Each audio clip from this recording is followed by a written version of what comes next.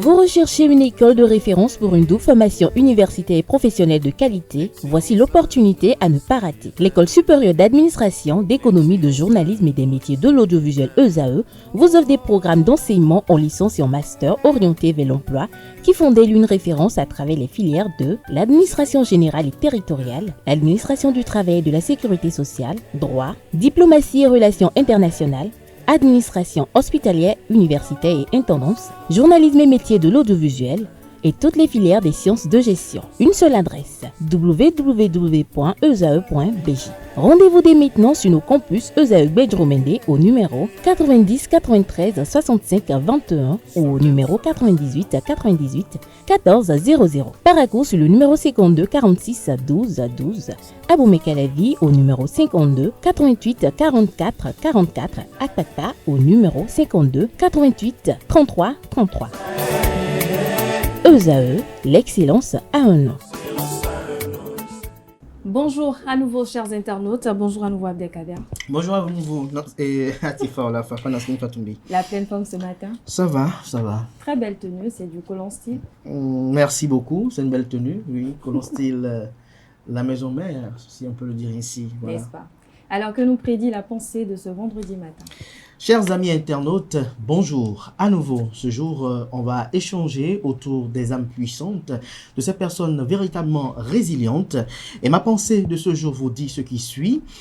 Les âmes véritablement puissantes sont celles qui, avec une générosité infinie, transcendent les imperfections de leurs semblables. Elles pleurent en silence, se retirant dans l'intimité de leurs pensées pour couler des larmes invisibles, témoignant ainsi de leur vulnérabilité cachée. Ces guerriers de l'émotion mènent des luttes secrètes, des combats acharnés que le monde ignore, mais qui révèlent la grandeur de leur cœur. Ces êtres d'exception incarnent la sagesse des âges, rappelant que celui qui porte le poids des autres allège son propre fardeau. Ainsi, leur résilience et leur amour incommensurable illuminent les ténèbres de notre humanité. Chers amis internautes, si vous n'en faites pas partie, travaillez-y pour un bon code de vie associatif. Merci à vous, Abdelkader Achiro, pour cette pensée qui se veut toujours instructive. Dites-nous, qu'est-ce qui vous a inspiré ce matin? Ce qui m'a inspiré ce matin, c'est qu'il y a de ces personnes-là qui, au quotidien, traversent des choses quand même euthanasiantes, des choses qui sont de nature à ruiner une âme, mais qui, au réveil, chaque matin ou après une nuit blanche, doivent faire face à la vie, à la société et véritablement ne pas ressasser sur leur entourage ou leurs proches la quintessence de la douleur qu'ils traversent.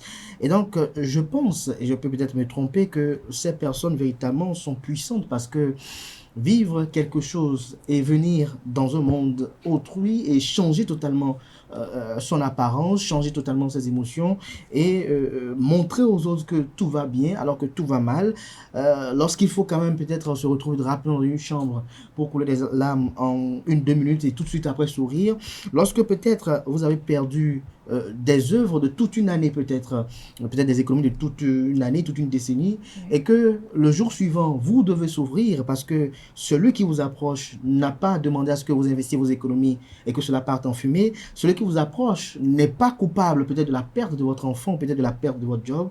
Le fait de devenir si résilient et d'être si fort, j'estime que c'est des gens qui sont quand même assez puissants, puisqu'il y en a qui n'ont pas vécu autant avant de se suicider, il y en a qui n'ont pas voulu vivre autant avant de montrer que parfois on a comme l'impression, et je peux le penser un peu ce matin, que la nature et la vie dans son injustice parfois nous bouleversent et nous éprouvent si follement qu'on est à même de pouvoir parfois entrer dans des zones très sombres, de point parfois, comme le pensent certaines personnes à tort, je pense si bien, à se suicider par exemple, ou peut-être à mettre fin à leur vie.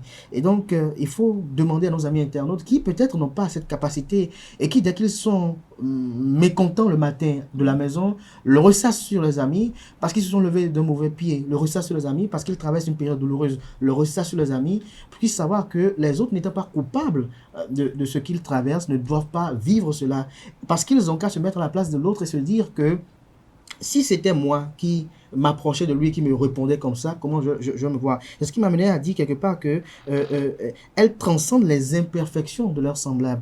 Donc, en réalité, il faut travailler à cela, et je l'ai dit en fin de citation, que s'il y en a parmi nos amis internautes qui nous ont écoutés ce matin, qui n'ont pas pu, vous savez, ça nécessite un niveau d'acceptation de soi et d'épreuve de vie qui vous amène et vous élève à ce niveau-là. Nos amis internautes qui n'ont pas encore ce niveau-là, d'accepter les uns les autres dans leurs divergences et différences.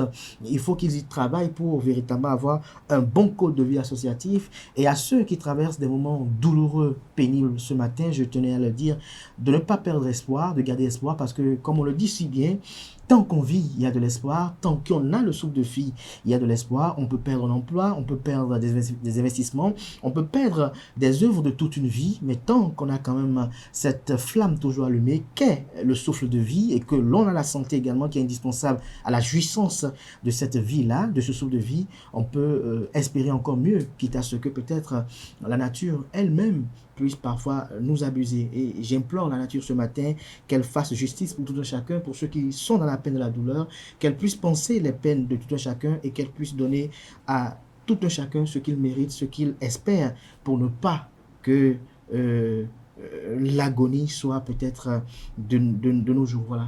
Merci à vous, Abdelkader Achiro, pour ce petit commentaire. Voilà, un peu long, mais très instructif. Merci. Et très enrichissant. Voilà, amis internautes, vous l'avez entendu, hein, les problèmes ne finiront jamais. Et tant qu'on vit, il y a de l'espoir. À présent, chers internautes, on va inviter en plateau Kanté Amousso pour le bulletin matinal d'information et Seton Delarios à Diagono pour la page Esport.